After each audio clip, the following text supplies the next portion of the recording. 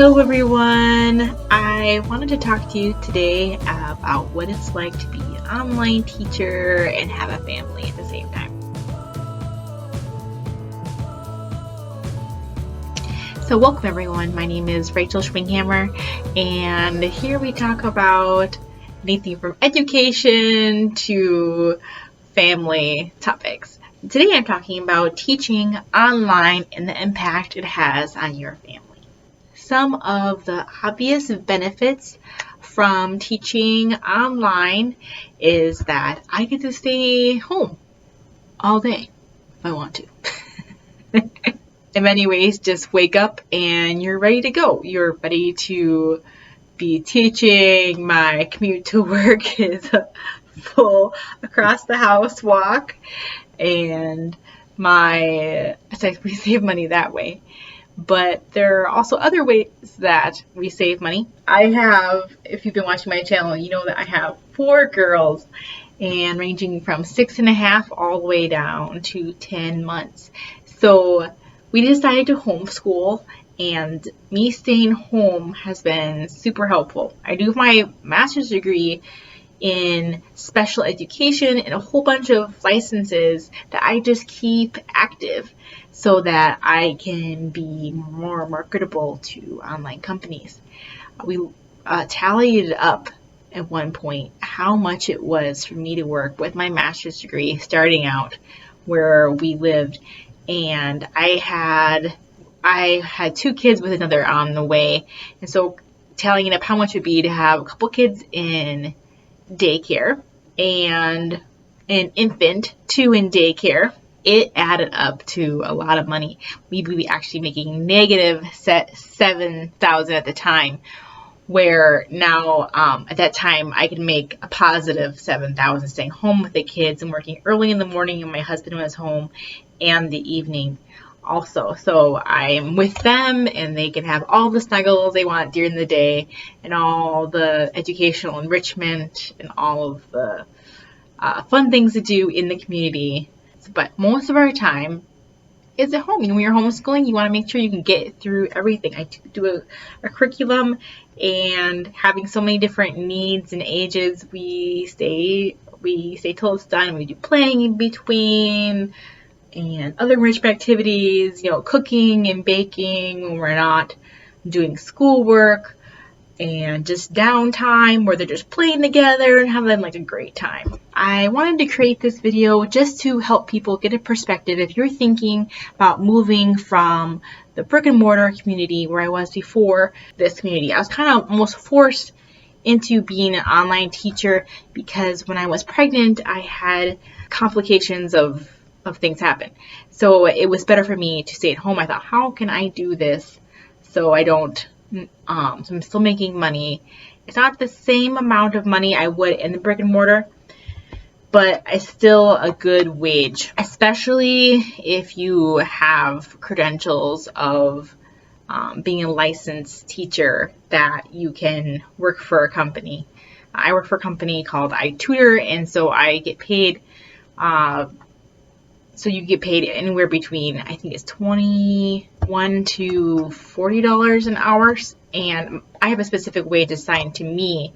That's about in the middle of that I raise per class. If you have a group of kids or your own, you think, what if iTutor? iTutor is a company that works through the school districts to the public school districts or to individuals. Whoever's contracting their services to have people like me come and teach them math or English language arts or career courses. It's been really helpful for me to be able to still use my gifts and still feel like I'm kind of stimulating my mind, trying to do something with what I've gone to school for, and doing it has helped pay off all my loans, and I hope that it will pay. I have about $6,000 left of the $55,000 that I had.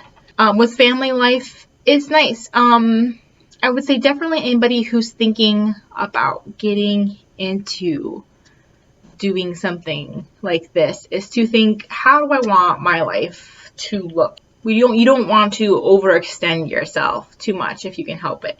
And then I found out about VIPKID And I used to do more with them teaching at 4 a.m. in the morning. I found if I did any earlier than that, you might think, Rachel, 4 a.m. in the morning, that's really early. I'm not a morning person. Hey, I'm not either.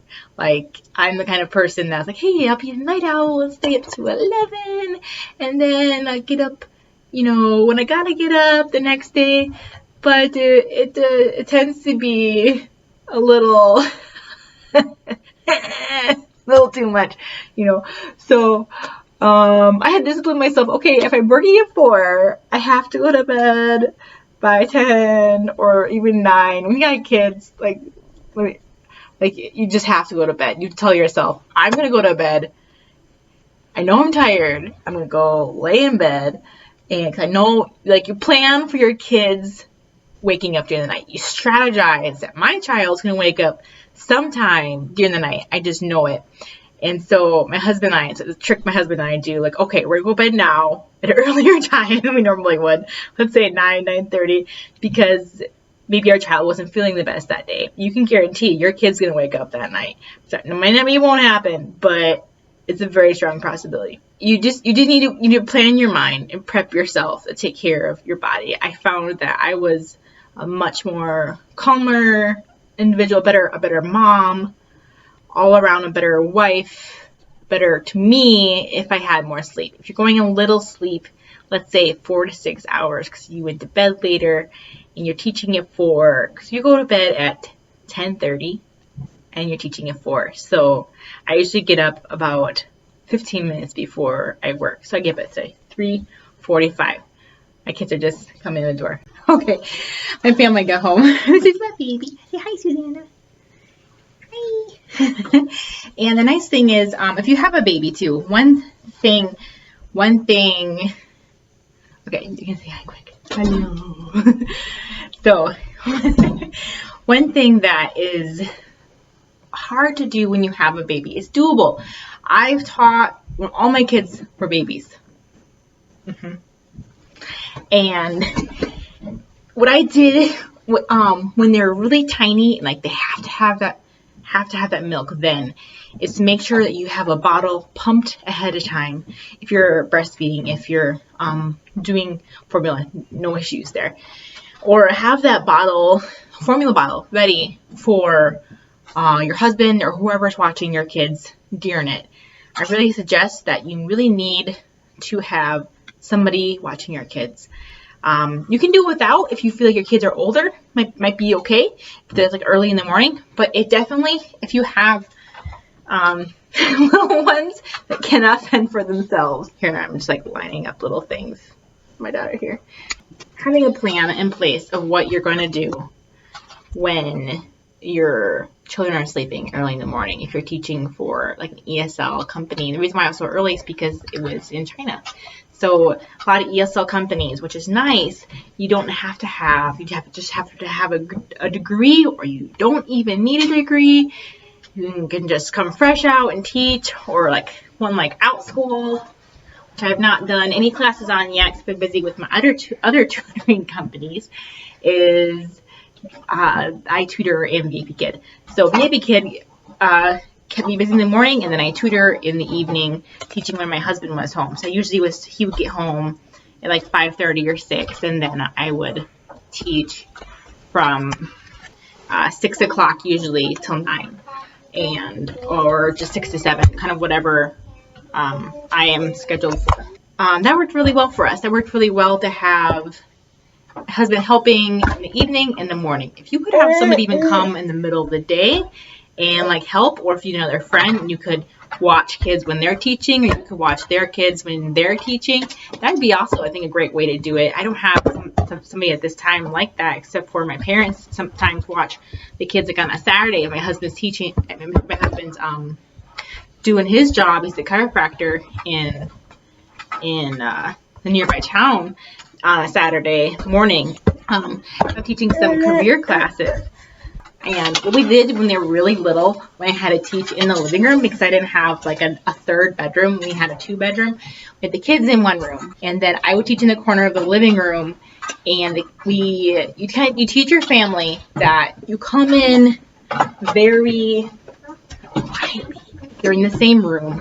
Put their cereal off in the other floor on a blanket because eventually it was just too hard, the clinking of the spoons and stuff.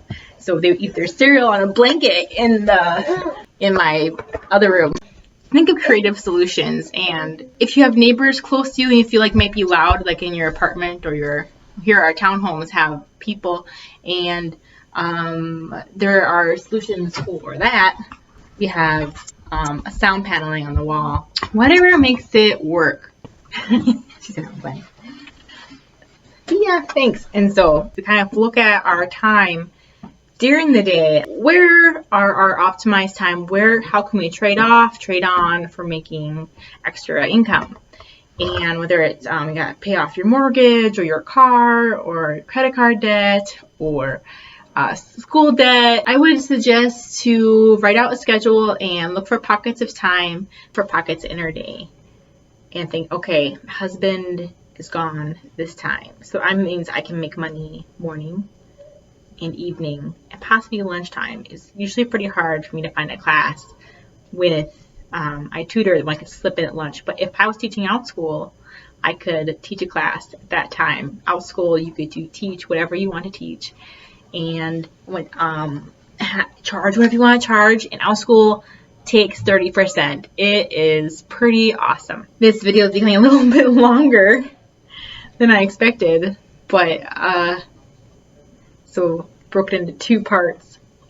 Teach your family and your kids, if you have kids or people you know, put your phone on silent so that if somebody calls you or texts or if somebody you're in contact with a lot, let them know, hey, I teach during this time, so I probably won't answer the phone. So I don't answer the phone for any of my family members at the time. I might send a quick text and say, hey, I'm teaching. And generally then they kind of have a rhythm to when I'm teaching. And my family, I have a closed door over here.